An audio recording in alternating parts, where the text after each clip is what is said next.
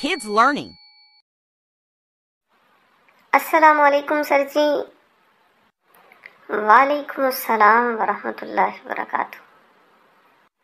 سر جی کیا آپ یہیں پہ مجھے بتا سکتے ہیں کہ ہمارے پیارے نبی حضرت محمد صلی اللہ علیہ وسلم کیسے تھے؟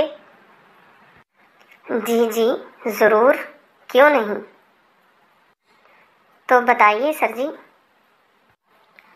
پیارے نبی صلی اللہ علیہ وسلم مذاق بھی فرمایا کرتے تھے، لیکن اس میں بھی آپ صلی اللہ علیہ وسلم کبھی غلط بات زبان سے نہیں نکالتے تھے. یعنی سر جی پیارے نبی حضرت محمد صلی اللہ علیہ وسلم مذاق بھی کر لیا کرتے تھے، لیکن اس مذاق میں بھی جھوٹ نہیں بولا کرتے تھے. جی بالکل ٹھیک سمجھا آپ نے. سر جی ایسے بھلا کیسے ممکن ہوتا تھا؟ ایک بار ایک بوڑھی عورت آپ صلی اللہ علیہ وسلم کے پاس آئی اور عرض کیا کہ آپ میرے لیے دعا کیجیے، اللہ مجھے جنت عطا فرمائے. حضور صلی اللہ علیہ وسلم نے ارشاد فرمایا، مائی مجھے افسوس ہے کہ بوڑھی عورتیں جنت میں نہیں جائیں گی. یہ سن کر وہ بڑھیا زاروں قطار رونے لگی.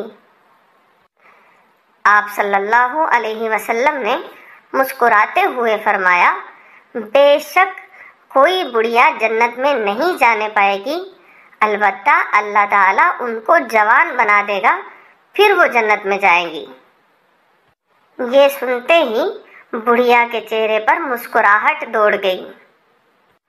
اچھا ماشاء اللہ سر جی، ماشاء اللہ کتنے پیارے نبی تھے ہمارے. ایک بار ایک شخص نے حضور صلی اللہ علیہ وسلم سے سواری کے لیے اونٹ مانگا. آپ صلی اللہ علیہ وسلم نے مسکراتے ہوئے فرمایا، ہم تمہیں اونٹنی کا بچہ دیں گے.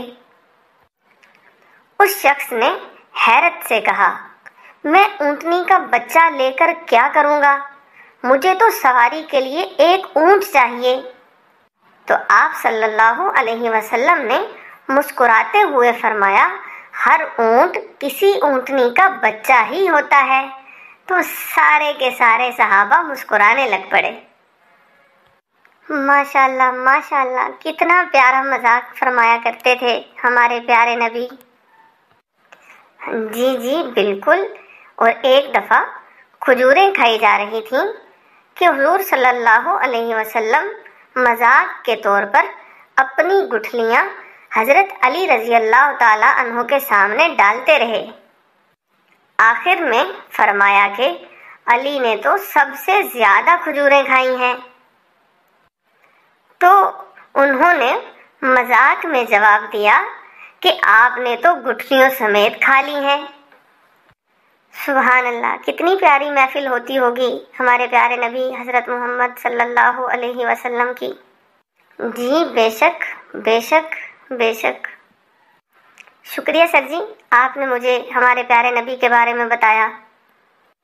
جی اللہ ہم سب کو اپنے پیارے نبی کی تعلیمات پہ عمل کی توفیق عطا فرمائے. آمین سر جی، آمین. Kids learning.